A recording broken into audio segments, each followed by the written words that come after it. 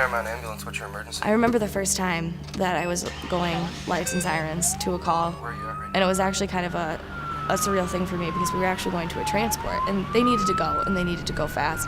You get the adrenaline rush, and you're really excited constantly. Mind is racing, and you're trying to figure out what you're doing. My heart was definitely pounding the whole time. I was like, I don't know what to do. Like, I mean, we're going fast, but like, should I be excited? Should I be calm?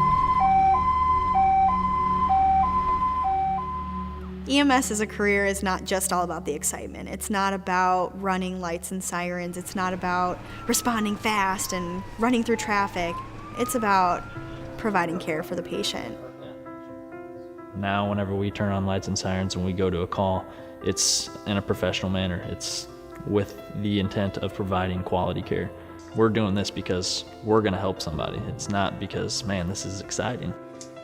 It's about being there for a patient who is sick. They're hurt. They don't want to call an ambulance when they do, but they need you there.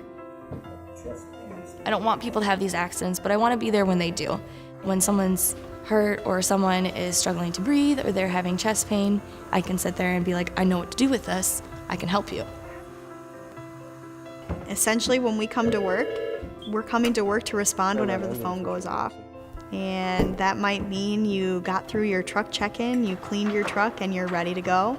It might mean you had to clock in 5 minutes early to make sure that you could get on this call. It's not like a regular job where you can come in and know what you're going to do and make a list and say, this is what I'm going to do whenever I get into work. We have people that are completely unconscious, are relying on us to do their breathing for them through our ventilators, administer the medications that keep them going and keep it on a smooth ride. So it really just has an entirely broad spectrum of every day is different, from lifting grandma up off on the floor to really being, the lungs for somebody and getting them to where they need to be. From the beginning, a patient is not excited to be in the back of an ambulance. So I always like to provide my patient with reassurance that we're taking them to the hospital. I tell them every step of the way just to make them feel more comfortable in my care. Just being able to be that person that can kind of bring the calm to the storm is just really a rewarding experience because they have no idea what's going on. This is not normal for them. A lot of times we're referred to as the unsung heroes.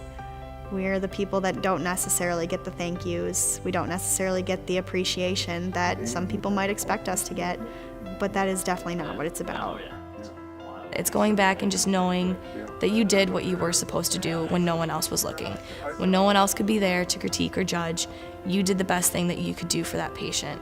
And they might not know that you were extra nice to them. They might not know that you adjusted their pillow or gave them an extra blanket or did any of that for them. They might not know, but you'll know.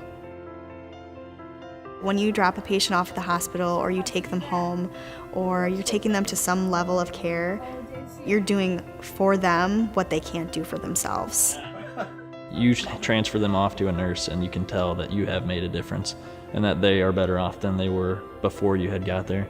I've had a lot of patients that by the time I dropped them off, they were smiling. When I picked them up, they were crying. It's a complete difference based on the care that we've provided.